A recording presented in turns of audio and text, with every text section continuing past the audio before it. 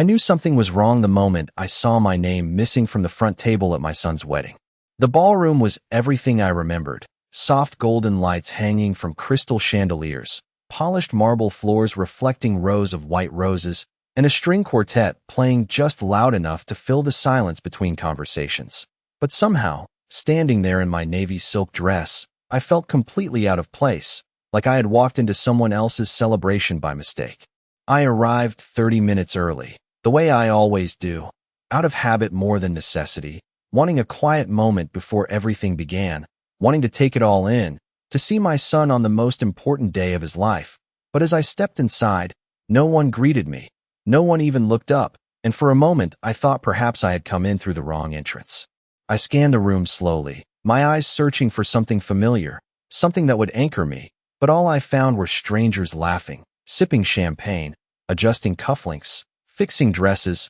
moving with purpose, as if they all belonged there in a way I suddenly did not. I made my way to the seating chart, a large ivory board framed in gold, names written in elegant script, table numbers carefully arranged, and I traced the list once, then again, slower this time, until I found it. Margaret Whitmore, table 17, tucked in the far corner near the service doors, a place so distant from the main stage that I could barely see the head table from there. For a second, I thought it had to be a mistake, some oversight, something that would be quickly corrected once someone noticed. But then I looked around again and realized no one was looking for me. No one was expecting me. And that quiet understanding settled in my chest heavier than anything I had felt in years. I walked to the table anyway, my heels clicking softly against the floor, each step measured, controlled, as if I could keep my dignity intact just by moving carefully enough. And when I reached the back of the room, I pulled out my chair and sat down,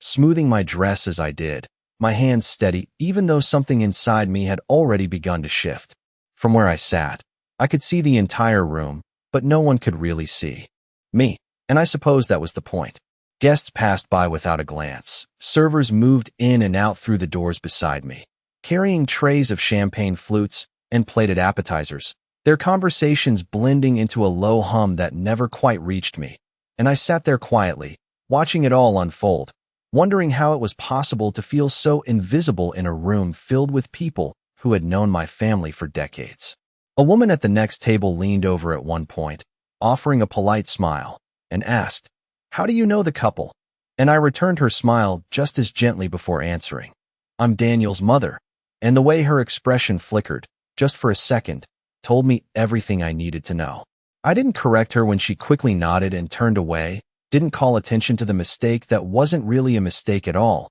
because by then, I understood exactly what kind of evening this was going to be. And I understood something else too. I wasn't here by accident, and neither was that seat in the back. I had always believed that a wedding was not just about the couple, but about the people who carried them to that moment, the quiet years behind the photographs, the sacrifices no one ever wrote into the speeches. And as I sat there at the back of the room, I found myself replaying those years one by one, as if I needed to remind myself that I had not imagined them. I remembered the small house on Maple Street where Daniel grew up, the one with the cracked driveway and the kitchen window that never quite closed all the way, where I worked double shifts just to keep the lights on, where every birthday cake was homemade because store-bought felt like a luxury we could not justify, and where I promised myself, again and again, that one day he would have more than I ever did. When he got into college, I was the one who drove him there in my old sedan, the trunk packed so tightly it barely closed.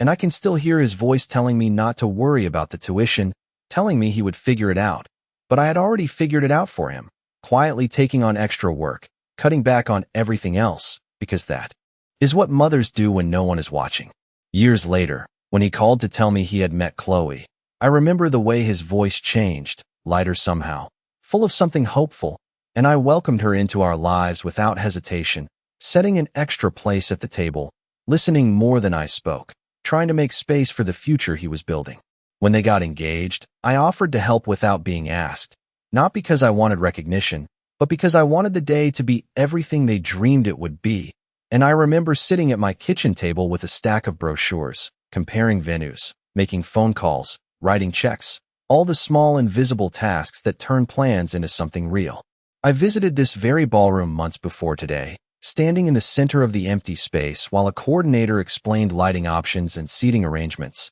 and I could already picture Daniel standing at the front, waiting, smiling the way he used to when he was a boy who still needed me. I chose the floral arrangements carefully, white roses because they felt timeless, something that would not fade in photographs, something that would last. And I remember Chloe nodding politely, her smile perfectly measured, agreeing with everything while somehow keeping a distance I could never quite name. Even then, there were moments, small enough to dismiss at the time, where decisions were made without me, where conversations stopped when I entered the room, where Daniel would say, "We have already handled it, Mom," in a tone that sounded practiced, but I told myself that was normal, that this was simply what it looked like when a son built a life of his own. Now, sitting here, watching guests raise their glasses and laugh at stories I was never part of, those moments felt different, sharper, as if they had been leading here all along, to this table in the back, to this quiet realization that everything I had done to help build this day had been carefully removed from it,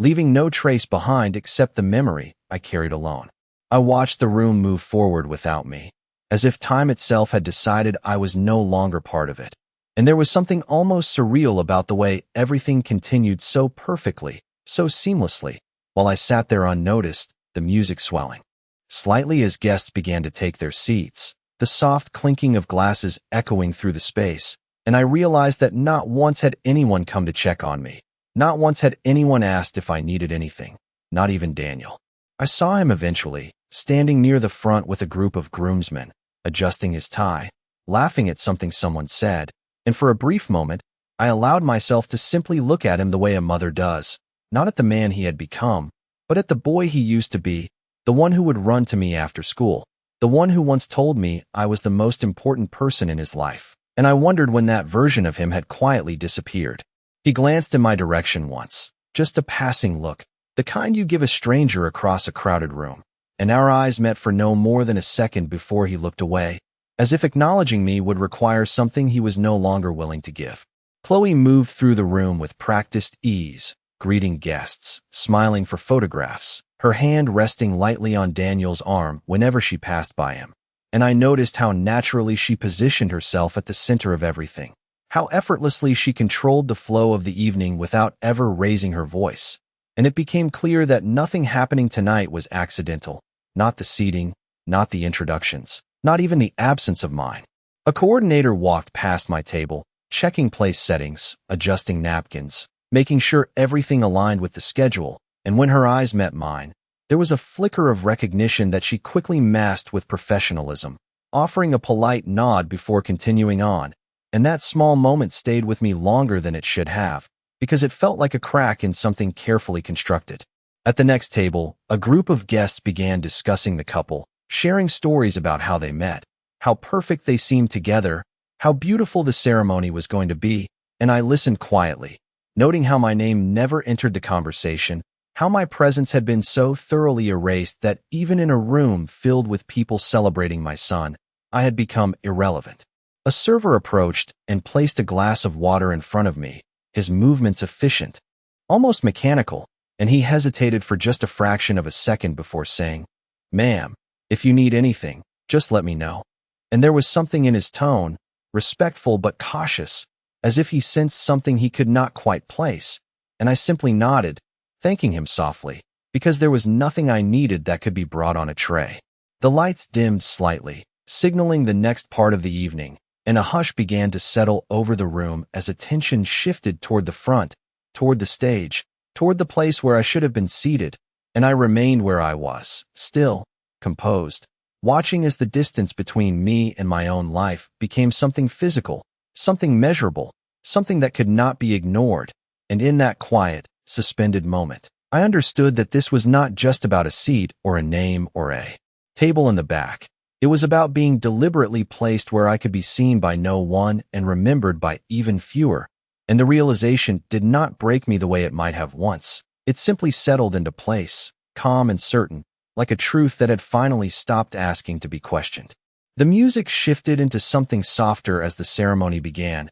and everyone in the room turned their attention forward, chairs angling toward the aisle, conversations dissolving into quiet anticipation, and I followed their gaze even though I already knew how this would unfold, because I had once been part of the planning, once sat in meetings where every detail had been discussed down to the timing of each step. The doors opened, and guests rose to their feet, a ripple of movement that traveled from the front of the room to the back, reaching me last, and I stood as well, smoothing my hands over my dress, blending into the motion rather than standing apart from it, because there is a certain dignity in moving with the room even when the room has forgotten you. The procession began, bridesmaids walking slowly down the aisle, measured steps, practiced smiles, each one receiving a quiet acknowledgement from the guests, and I watched carefully, noticing how Chloe had arranged everything with precision, how every element served a purpose, how nothing was left to chance.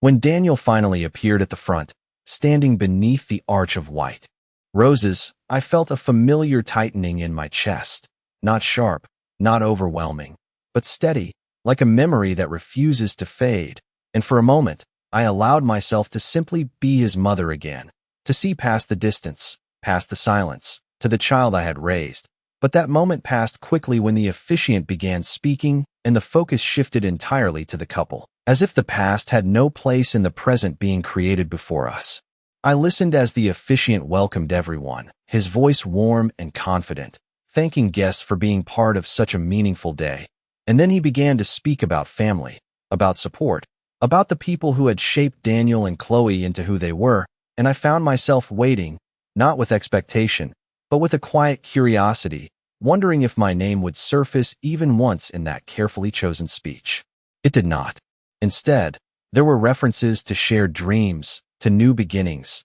to the strength of partnership, all of it beautiful, all of it complete, and yet somehow missing something that only I seemed to notice. A few rows ahead, someone dabbed at their eyes, moved by the words, and I understood that the ceremony was working exactly as it was meant to, creating a moment that felt whole to everyone present, even if it was built on an absence no one acknowledged. As vows were exchanged, soft and sincere, the kind of promises that sound unbreakable when spoken aloud, I remained still, my hands resting lightly in my lap, my expression calm, because there was nothing to interrupt, nothing to correct, and certainly nothing to reclaim in that moment. A breeze from the open side doors brushed lightly against my face, carrying with it the faint scent of the roses that lined the aisle, and I realized that from where I sat, I could see everything without being seen, every glance, every gesture, every carefully orchestrated detail, and there was a clarity in that position I had not expected,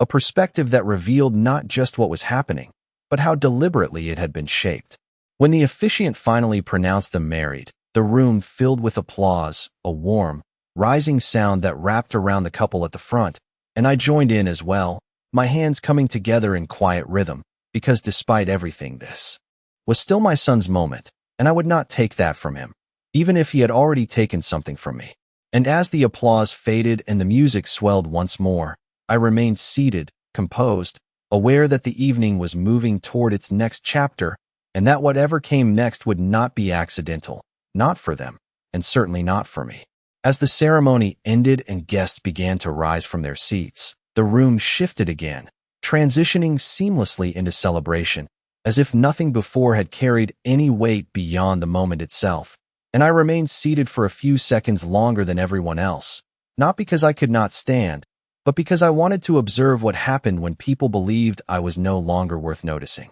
Conversations picked up quickly, laughter returning, chairs scraping softly against the floor as people turned toward one another, already discussing the reception, the dinner, the speeches that would follow, and I watched as Daniel and Chloe were immediately surrounded by a circle of well-dressed guests, each one eager to congratulate them, to be seen, to be part of the center that I had once imagined standing near. I stood slowly, smoothing my dress once more, and made my way along the outer edge of the room, careful not to interrupt anyone, careful not to draw attention, because by now it was clear that attention was something that had been deliberately redirected away from me. As I walked, I passed a series of framed photographs displayed along a side table, images of Daniel and Chloe taken over the past year, their engagement, their vacations, their carefully curated life together, and I paused briefly, studying them, noticing how complete their story looked without me in it, how easily a narrative can be shaped by what is included and what is left out. A woman nearby commented on how beautiful the couple looked, how perfect everything seemed, and I nodded politely, agreeing in a way that required no explanation, because perfection, I realized, is often a matter of perspective. I continued toward the reception area, where round tables were set with polished silverware and folded napkins, each place setting aligned with exact precision, and I noticed again how my table remained tucked away, separate, almost hidden, as if designed to ensure that I would remain at the edge of every photograph. Every memory, every moment that mattered. As guests began to find their seats, I took mine once more, this time with a clearer understanding of what that seat represented, not just a physical location, but a decision that had been made long before today, a decision about where I belonged in their lives moving forward. A server approached with a tray of champagne, offering a glass with a courteous smile, and I accepted it, holding it lightly in my hand without taking a sip, watching as others raised theirs in celebration, their voices blending into a chorus of congratulations that filled the room with warmth I could feel but was no longer part of. From across the room, I saw Daniel glance in my direction again, but this time there was something different in his expression, not recognition, not quite avoidance, but something closer to uncertainty, as if he sensed, on some level, that something was not aligned, that something had been overlooked in a way that could not be easily corrected. Chloe followed his gaze briefly, her eyes landing on me for a fraction of a second before she turned away, her smile returning instantly as she leaned into a conversation with one of her guests, and that small exchange, that silent acknowledgement, confirmed what I had already come to understand, that this evening had been arranged with intention, every detail placed exactly where it was meant to be, including me. I sat there quietly, my posture straight, my expression composed, allowing the noise of the room to move around me without interruption, because there is a certain clarity that comes when you stop expecting to be included, when you stop waiting for someone to correct what they have chosen to ignore, and in that clarity, something else began to take shape, not anger, not even disappointment, but a calm awareness that the story unfolding around me was not yet finished, and that my role in it, though diminished in their eyes, had not been erased as completely as they believed. It was somewhere between the first toast and the quiet clatter of dinner plates being served that I noticed him watching me more closely, the man I had seen earlier, the one who had hesitated just long enough to suggest recognition, and this time when our eyes met, he did not look away. Instead, he adjusted his path slightly and began walking toward my table, his posture professional, but his expression carrying something more personal, something careful, as if he understood that whatever he was about to say needed to be said with precision. He stopped a respectful distance from my chair, offering a small nod before speaking in a low, measured voice that did not draw attention from the surrounding tables. "Mrs. Whitmore," he said, and the way he said my name, correctly, without hesitation, settled something inside me that had been quietly unsettled all evening. I looked up at him, meeting his gaze steadily, and for a moment neither of us spoke, because there are certain truths that do not need to be rushed. "Is everything to your satisfaction this evening?" he asked, the question formal, expected, but layered with something else, something that suggested he already knew the answer was more complicated than it appeared. I allowed a small, polite smile to form before responding, my voice even controlled. "Everything is exactly as arranged," I said, choosing my words carefully, not because I needed to protect him, but because I understood the weight of what was being acknowledged without being spoken. He nodded once, a subtle movement, and glanced briefly toward the front of the room where Daniel and Chloe were seated, surrounded by guests, completely unaware of the quiet exchange taking place at the back. "If there is anything you require," he continued, lowering his voice slightly, "anything at all, please let me know."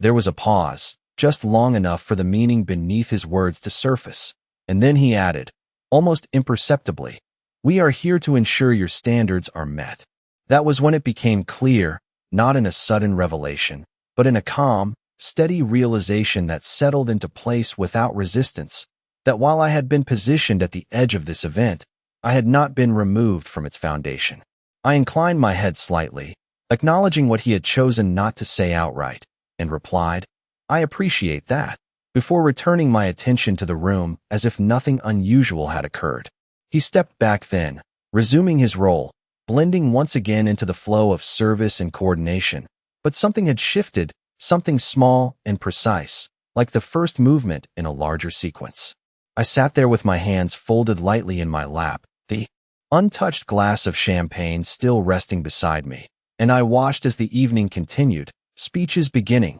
laughter rising, guests leaning in to listen as stories were shared, each one carefully selected, each one reinforcing the version of events that had been presented to them. But now, there was a difference in the way I observed it, a clarity that had not been there before, because I understood that what had been constructed so carefully could just as easily be redefined, not through confrontation, not through raised voices or public correction, but through something far more controlled. From across the room, I noticed small changes beginning to take place, subtle enough that no one else would remark on them. A server adjusting the placement of a centerpiece, a coordinator exchanging a quiet word with another staff member, movements that seemed routine on the surface but carried a different intention beneath. And as I sat there, still and composed, I realized that the seat they had chosen for me did not determine the role I would play in what came next, because while they had arranged the evening according to their vision, they had overlooked one simple truth,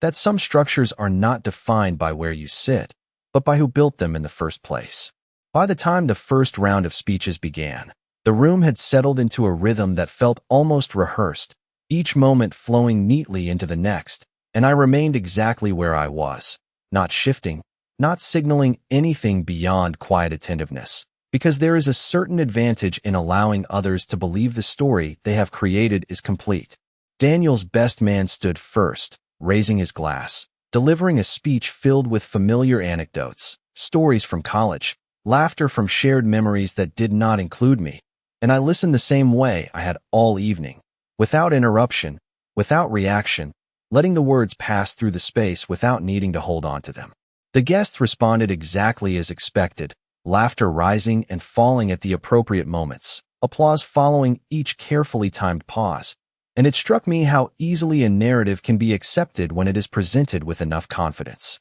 Then it was Chloe's turn, her voice smooth, practiced, carrying just enough emotion to feel sincere, as she spoke about love, about partnership, about the future they were building together. And again, there was no mention of the past that had made that future possible, no acknowledgement of the foundation beneath the story she was telling. I watched Daniel as she spoke, the way he looked at her, the way he nodded along, and I realized that he had accepted this version of events as readily as everyone else in the room, perhaps even more so, because it was easier that way. Somewhere behind me, I heard a quiet shift in movement, the subtle coordination of staff adjusting positions, and when I glanced to the side, I noticed the same manager from before speaking softly with another member of the team, their attention briefly flickering toward me before returning to their tasks. And it was in those small, almost invisible exchanges that the atmosphere began to change, not dramatically, not in a way that would draw attention, but in a way that suggested something was being recalibrated beneath the surface. A server approached my table again, this time not with a tray, but with a question, his tone respectful, his posture slightly more formal than before. "Mrs. Whitmore, would you prefer to remain here for the next portion, or would you like us to make an adjustment?" The choice was presented simply, without explanation, but the meaning behind it was unmistakable, and I looked at him for a moment before responding, my voice calm, deliberate. "No adjustments are necessary," I said, and he nodded, accepting the answer without hesitation, because the decision was not about where I sat, it was about when I chose to move. At the front of the room, the speeches continued, each one adding another layer to the evening, reinforcing the image that had been carefully constructed, and I allowed it to continue, because timing, I had learned, is not about acting quickly, it is about acting precisely. From my seat, I could see the entire room, every table, every guest, every detail that had been arranged with such care, and I could also see the way the staff moved within it, the quiet efficiency, the subtle communication, the awareness that extended beyond what the guests could perceive, and I understood that while the focus of the evening remained fixed on the front of the room, the true structure of the event extended far beyond that focal point. I folded my hands together once more, my posture unchanged, my expression neutral, and I allowed a small, almost imperceptible shift in my perspective, not outwardly, not in a way that anyone could observe, but internally, where the understanding had already taken root. They had arranged the evening to position me at the edge, to minimize my presence, to redefine my place within their story, but they had done so under the assumption that position determined influence, that visibility equated to control, and as I sat there, listening to the final words of another speech echo through the room, I recognized the flaw in that assumption, because influence does not always announce itself, and control does not always sit at the center of the room. Sometimes it waits, quietly, unnoticed, until the exact moment it is needed. The room had grown warmer, louder, the kind of warmth that comes not from comfort, but from celebration reaching its peak, and I could feel the shift as the evening moved from polite formality into something more relaxed, more revealing, where people spoke more freely,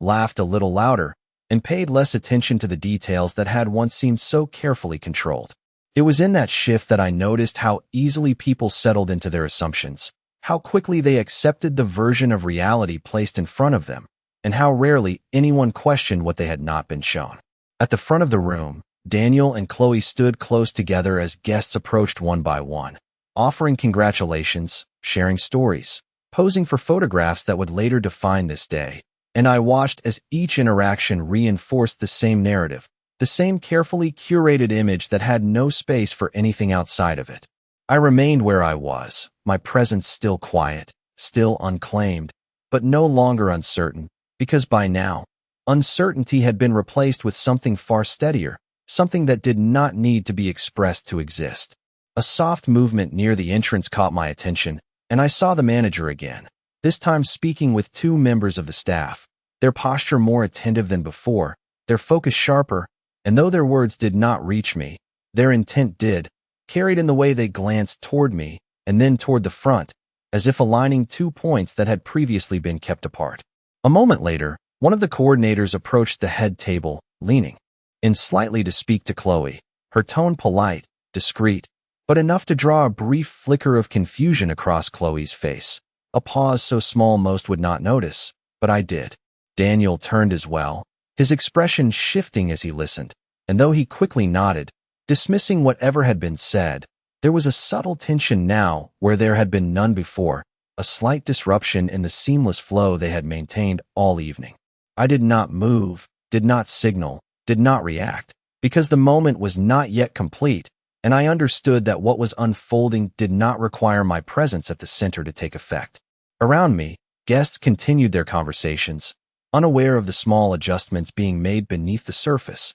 unaware that the structure of the evening was beginning to respond to something they could not see, and I allowed that distance to remain, because clarity often comes from observing without interference. A server returned to my table once more, this time placing a fresh glass before me without asking, his movements more deliberate, more precise, and as he stepped back, he gave a slight nod, not the casual courtesy of earlier, but something closer to acknowledgement, as if he now understood who I was in a way that extended beyond the role assigned to me by the seating chart. I rested my hands lightly on the table, my posture unchanged, my gaze steady, and I let the room continue its performance, because there is a point in every carefully arranged story where the truth does not need to announce itself. It simply begins to make its presence known through the smallest of shifts. From across the room, I saw Chloe glance toward me again, this time with a trace of uncertainty that had not been there before,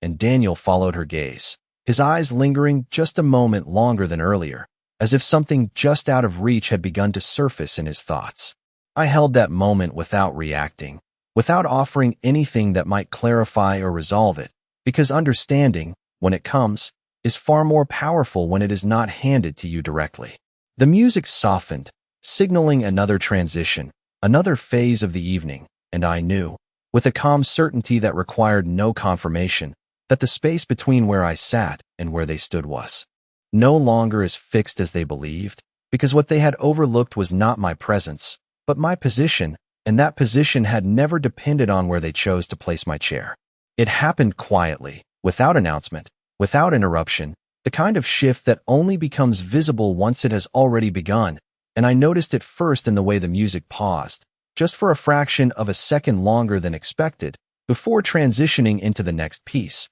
a small delay that caused a few guests to glance around briefly before returning to their conversations. Then came the second change, subtle but unmistakable, as one of the coordinators approached the head table again, this time accompanied by the manager, his posture composed, his expression neutral, but his presence alone was enough to draw attention. Chloe turned toward him, her smile still in place, but it did not quite reach her eyes this time, and Daniel followed, his brow tightening slightly as he listened, the ease he had carried all evening beginning to give way to something less certain. I remained where I was, my hands resting lightly against the edge of the table, my posture unchanged, because the moment did not require movement, it required patience. Around the room, conversations began to soften, not because anyone had been asked to be quiet, but because attention has a way of shifting toward what it senses is important, even before it understands why. The manager spoke briefly, his voice low, measured, and though I could not hear the exact words, I could see their effect, the way Chloe's expression faltered for just a second before she recovered, the way Daniel glanced across the room again, this time not searching, but recognizing. Our eyes met once more, and this time, he did not look away immediately. There was something in his gaze now, something that had not been there before, not just uncertainty, but realization, slow and deliberate, as if pieces he had not known were missing were beginning to fall into place. A server moved swiftly but calmly through the room, adjusting something near the stage, and another followed, repositioning a microphone that had not needed repositioning moments earlier, and I understood then that the evening was no longer unfolding exactly as it had been planned. Chloe leaned in closer to the manager, her voice sharper now, though still controlled,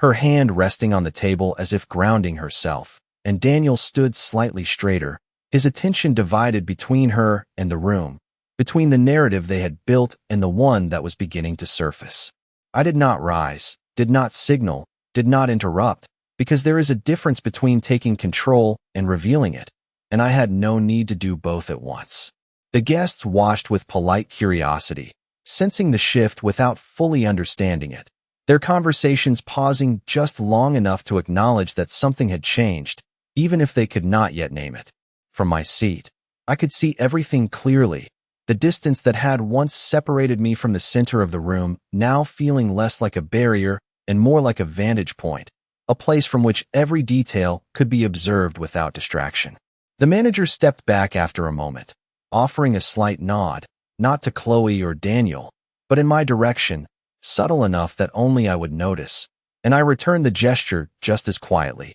because acknowledgement does not always need to be shared to be understood. The music resumed, the flow of the evening attempting to re-establish itself, but something had shifted beneath it, something that could not be undone simply by continuing forward as if nothing had happened. Daniel's gaze lingered on me once more, longer this time, and I saw it clearly now, the recognition not just of who I was, but of what that meant in the context of everything around him. And in that moment, I understood that the distance they had created was no longer theirs to control, because while they had arranged where I would sit, they had never considered what it would mean once they realized exactly who had allowed them to do so.